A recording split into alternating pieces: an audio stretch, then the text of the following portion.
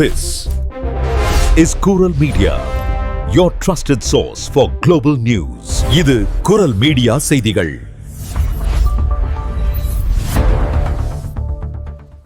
இது குரல் மீடியாவின் இன்றைய பிரதான செய்திகள்.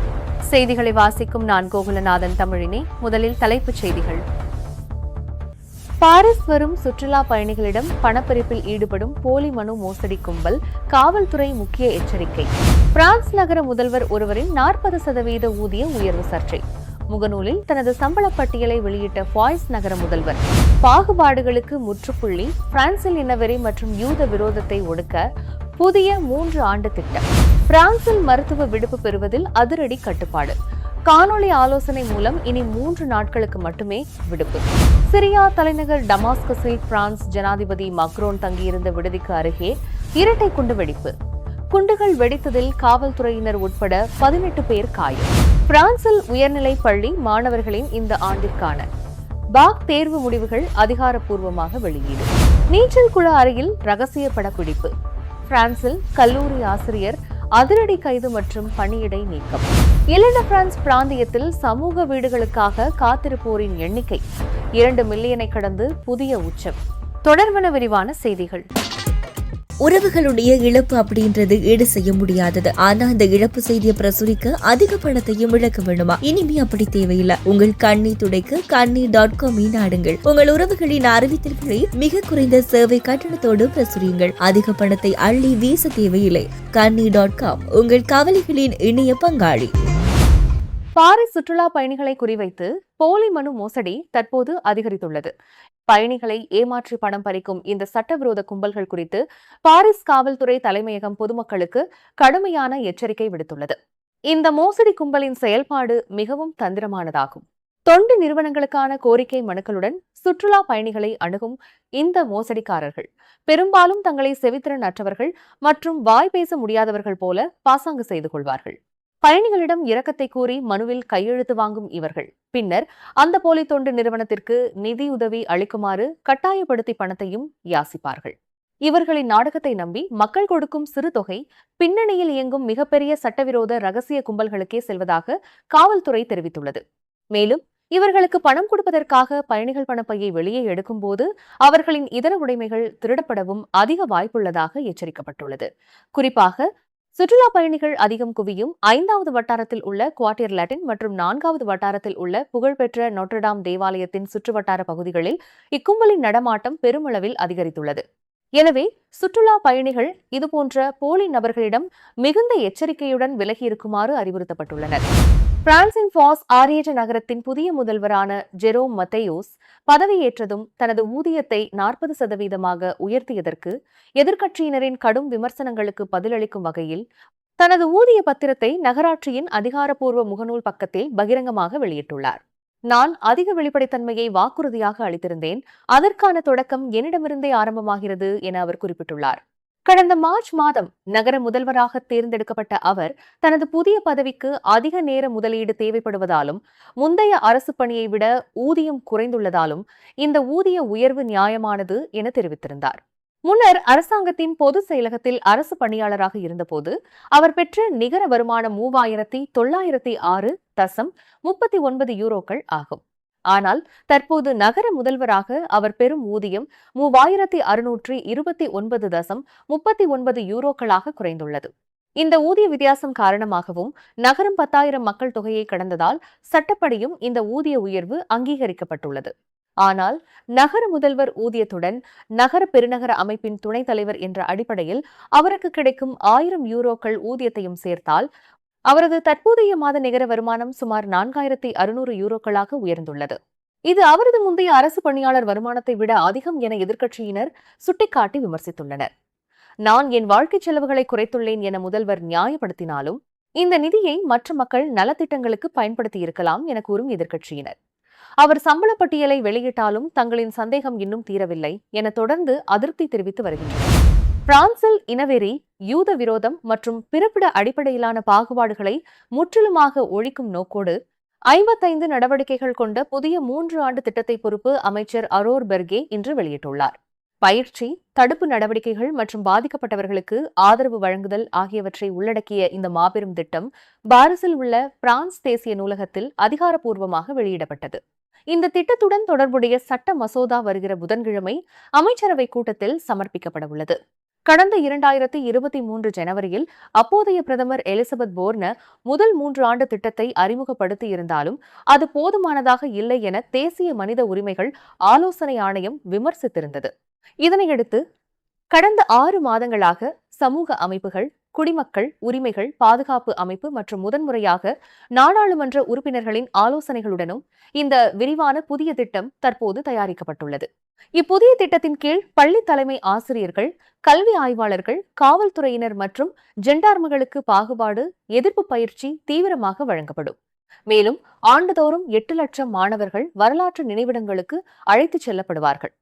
இனவெறி கருத்துக்களை வெளியிடுவோருக்கு நினைவிடங்களில் நடைபெறும் குடியுரிமை பயிற்சி தண்டனையாக விரிவுபடுத்தப்படும். வேலை வாய்ப்புகளில் பாகுபாடு உள்ளதா என்பதை அறிய 2 ஆண்டுகளுக்கு ஒருமுறை ரகசிய சோதனை நடத்தப்படும்.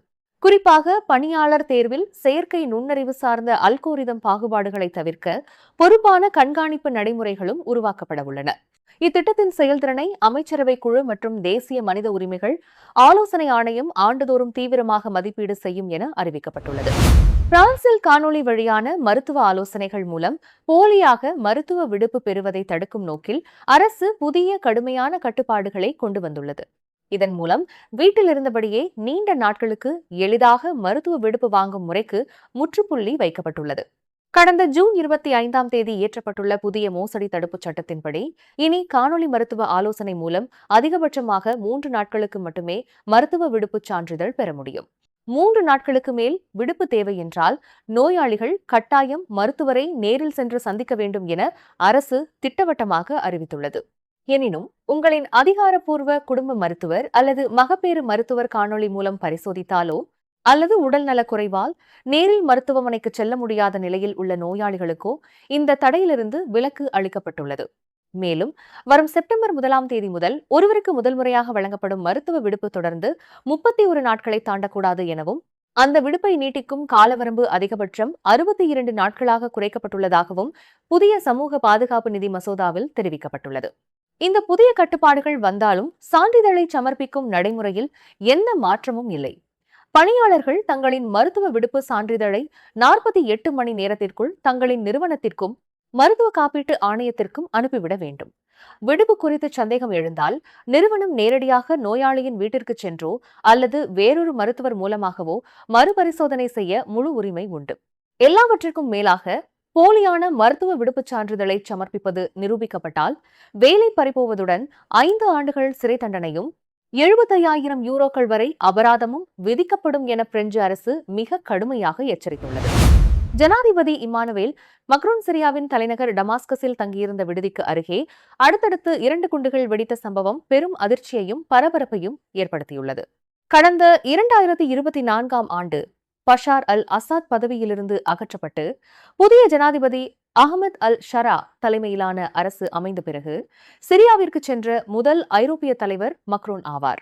அவர் மாலையில் ஜனாதிபதி மாளிகைக்கு புறப்பட்ட சிறிது நேரத்திலேயே இந்த சம்பவம் நடந்துள்ளது. குப்பை தொட்டி ஒன்றிலும் நிறுத்தி வைக்கப்பட்டிருந்த காரிலும் வைக்கப்பட்டிருந்த குண்டுகள் வெடித்ததில் 4 காவல்துறை அதிகாரிகள் உட்பட 18 பேர் காயமடைந்துள்ளனர். அதிர்ஷ்டவசமாக உயிரிழப்புகள் எதுவும் உடனடியாக பதிவாகவில்லை. ஜனாதிபதி மக்ரோனை குறிவைத்து இந்த தாக்குதல் திட்டமிடப்பட்டிருக்கலாம் என பாதுகாப்பு நிபுணர்கள் கருதும் நிலையில் ஜனாதிபதி மக்ரோன் பாதுகாப்பாக சிரிய ஜனாதிபதி மாளிகையை சென்றடைந்ததாக பிரான்ஸ் அரசு அதிகாரப்பூர்வமாக தெரிவித்துள்ளது. இச்சம்பவம் குறித்து பதிவிட்டுள்ள மக்ரோன், இறையாண்மை கொண்ட பாதுகாப்பான ஒன்றுபட்ட சிரியாவில் வாழ வேண்டும் என்ற சிரிய மக்களின் பேராவலை எதனாலும் நசுக்க முடியாது. அங்கு மக்களின் கண்ணியம், துணிவு மற்றும் உறுதிப்பாட்டை கண்டேன். எனது பயணம் தொடரும் என்று உறுதியுடன் தெரிவித்துள்ளார். இதுவரை எந்த ஒரு அமைப்பும் இத்தாக்குதலுக்கு பொறுப்பேற்கவில்லை என்பது குறிப்பிடத்தக்கது. ஸ்வீட்ல பிசினஸ் பண்றீங்களா? ஆனா இன்னும் ப்ராப்பர் வெப்சைட் இல்லையா? வெப்சைட் டிசைன் ரொம்ப காஸ்ட்லின்னு நினைச்சு இதுவரைக்கும் ஸ்டார்ட் பண்ணாம விட்டுருக்கீங்களா? இப்ப அந்த கவலை எல்லாத்துக்குமே முடிவு. உங்களுக்கு தேவையான அனைத்து வகையான இணையதளங்களையும் புதிதா உருவாக்கவும், மேலும் உங்க பழைய இணையதளங்களை நவீன மற்றும் அழகான டிசைன்கள்ல மேம்படுத்தவும் மிக குறைந்த விலையில் நாம் செய்து தருகிறோம். இந்த சிறப்பு வாய்ப்பு குறிப்பிட்ட காலம் வரை மாத்திரமே வழங்கப்படும். மேலதிக விவரங்களுக்கு இப்பவே தொடர்பு கொள்ளுங்க. 077 98 57 445. பிரான்சில் உயர்நிலைப் பள்ளி மாணவர்களுக்கான இந்த ஆண்டிற்கான பாக் தேர்வு முடிவுகள் இன்று அதிகாரப்பூர்வமாக வெளியிடப்பட்டுள்ளன. நாட்டின் பல்வேறு கல்வி அகாடமி நிறுவனங்கள் தங்களுக்கான நிர்ணயிக்கப்பட்ட நேர அட்டவணைப்படி முடிவுகளை அறிவித்துள்ளன. முடிவுகளை எதிர்பார்த்து காத்திருந்த ஆயிரக்கணக்கான மாணவர்கள் மற்றும் பெற்றோர்கள் தற்போது இணையத்தில் முடிவுகளை பார்வையிட்டு வருகின்றனர். மாணவர்கள் தங்களது குடும்ப பெயர், முதல் பெயர், தேர்வு பிரிவு மற்றும் கல்வி அகாடமி ஆகிய விவரங்களை பயன்படுத்தி இணையத்தில் முடிவுகளை மிக எளிதாக தேடி பெறலாம். தேர்ச்சி, தோல்வி, மறுதேர்வு மற்றும் சிறப்பு மதிப்பீடு உள்ளிட்ட இறுதி முடிவுகள் பொதுமக்கள் பார்வைக்காக வெளியிடப்பட்டுள்ளன. இருப்பினும் தனிப்பட்ட பாடவாரியான மதிப்பெண்கள் இந்த பொது பட்டியலில் இடம்பெறாது. மாணவர்கள் தங்களது முழுமையான மதிப்பெண் விவரங்களை சம்பந்தப்பட்ட கல்வி அகாடமி நிறுவனங்களின் அதிகாரப்பூர்வ இணையதளம் அல்லது பள்ளி நிர்வாகத்தின் மூலமாக பெற்றுக்கொள்ளலாம் என்று கல்வித்துறை அதிகாரிகள் தெரிவித்துள்ளனர். அறிவியல், இலக்கியம், பொருளாதாரம் மற்றும் தொழில்நுட்ப பிரிவுகளில் சிறப்பான மதிப்பெண்கள் பெற்ற மாணவர்கள் பல்கலைக்கழக சேர்க்கைக்கான அடுத்த கட்ட நடவடிக்கைகளை தொடங்கியுள்ளனர். அதேவேளை தேர்ச்சி பெறாத மாணவர்களுக்கு மறுதேர்வு வாய்ப்புகளும் வழங்கப்படுவதால் அவர்கள் எவ்வித தடையுமின்றி தொடர்ந்து தங்களது கல்வி பயணத்தை முன்னெடுக்க முடியும் என அதிகாரிகள் நம்பிக்கை தெரிவித்துள்ளனர்.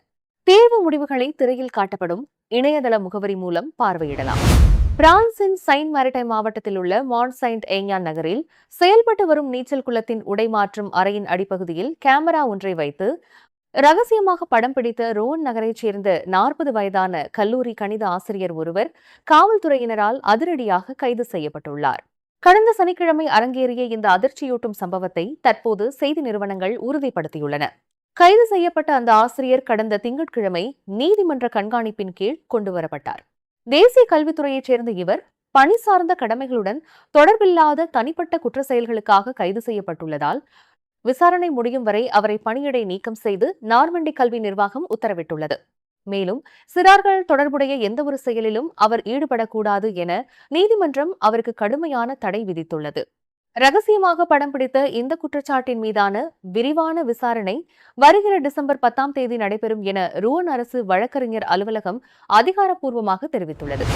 பிரான்சின் இல-டி-பிரான்ஸ் பிராந்தியத்தில் சமூக வீடுகளுக்காக காத்திருக்கும் மக்களின் எண்ணிக்கை வரலாற்றிலேயே முதல் முறையாக 2 மில்லியனை கடந்துள்ளதாக அதிகாரப்பூர்வ புள்ளி விவரங்கள் தெரிவிக்கின்றன.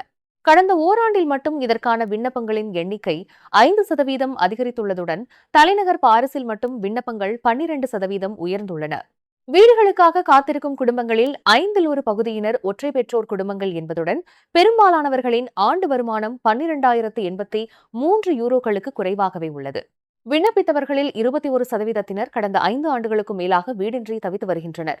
கடந்த ஆண்டில் இப்பிராந்தியம் முழுவதும் வெறும் 67,113 சமூக வீடுகள் மட்டுமே ஒதுக்கப்பட்டதால் ஒரு வீட்டை பெற மக்கள் சராசரியாக 30 முதல் 35 மாதங்கள் வரை நீண்ட காலம் காத்திருக்க வேண்டிய நிலை ஏற்பட்டுள்ளது. உறவுகளுடைய இழப்பு அப்படின்றது ஈடு செய்ய முடியாதது. ஆனா அந்த இழப்பு செய்தியை பிரசுரிக்க அதிக பணத்தையும் இழக்க வேண்டுமா? இனிமே அப்படி தேவையில்லை. உங்கள் கண்ணை துடைக்க kannee.com நாடுங்கள். உங்கள் உறவுகளின் அறிவித்தல்களை மிக குறைந்த சேவை கட்டணத்தோடு பிரசுரியுங்கள். அதிக பணத்தை அள்ளி வீச தேவையில்லை. kannee.com உங்கள் கவலைகளின் இணைய பங்காளி. நீங்கள் இதுவரை கேட்டது குரல் மீடியாவின் பிரதான செய்திகள். மேலும் இதுபோன்ற செய்திகளை அறிய குரல் மீடியாவை சப்ஸ்கிரைப் செய்யுங்கள்.